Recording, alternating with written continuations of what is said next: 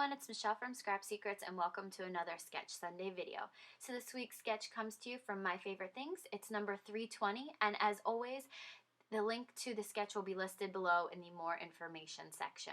So we're going to be using two stamp sets from My Favorite Things. We're going to be using a stamp set called Boss Babe, which is a brand new one I just got, with the sentiment Design a Life You Love. And then we're also going to be using the Abstract Art stamp set from My Favorite Things, and we're going to be using a couple of those brush strokes. We're going to be using 3 different colors of Recollections ink. These are the Ombre ink pads from the Color Splash line.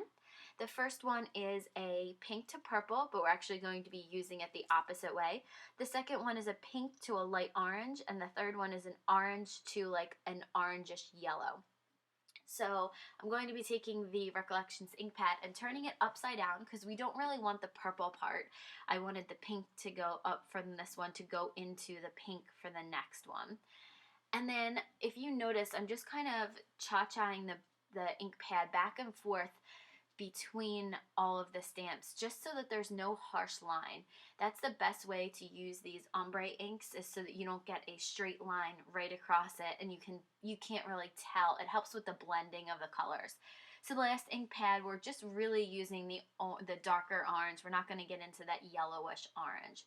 So I'm going to stamp it onto a piece of white cardstock from Michaels. It's one of the large packs of white cardstock, and it is 1/4 inch smaller than the card, so it's 4 by 5 1/4. The card base is going to be 4 1/4 by 5 1/2. And now I put all of the stamps on the door of my MISTI before I started this whole process, just so that I could space them out. And then now I'm going to go back and ink them again because, as you can see, that second one didn't stamp really well. So I'm just going back over it. That's the fantastic part about the MISTI, is that if something doesn't stamp properly the first time, you can go back and stamp it over. And since we're doing ombre effects, it really doesn't matter that I'm not going to get the exact same colors. It's going to help with the blending when I do this. So you can see like a purplish pink to a pink, and then it goes into the like almost like a melon color and then into orange. So I really like the way that's stamped so far.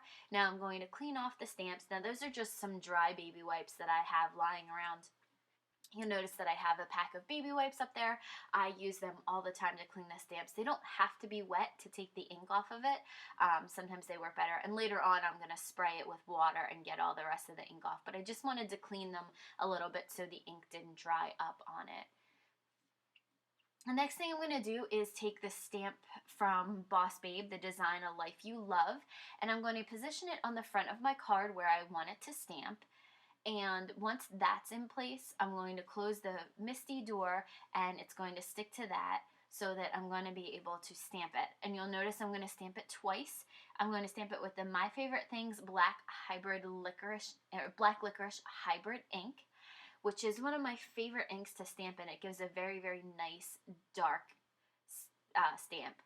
Since this stamp I've never used before, I'm going to have to ink it up twice to get a really good impression. Once you've stamped with them, you really only need to stamp once after that, unless you don't get a good covering of ink on it. My Favorite Things stamp sets tend to stamp very, very well.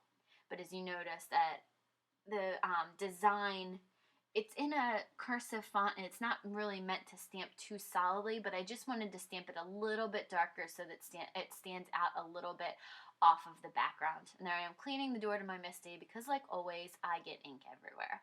So I'm going to press the sentiment down and it comes out with a really, really nice, bold sentiment there.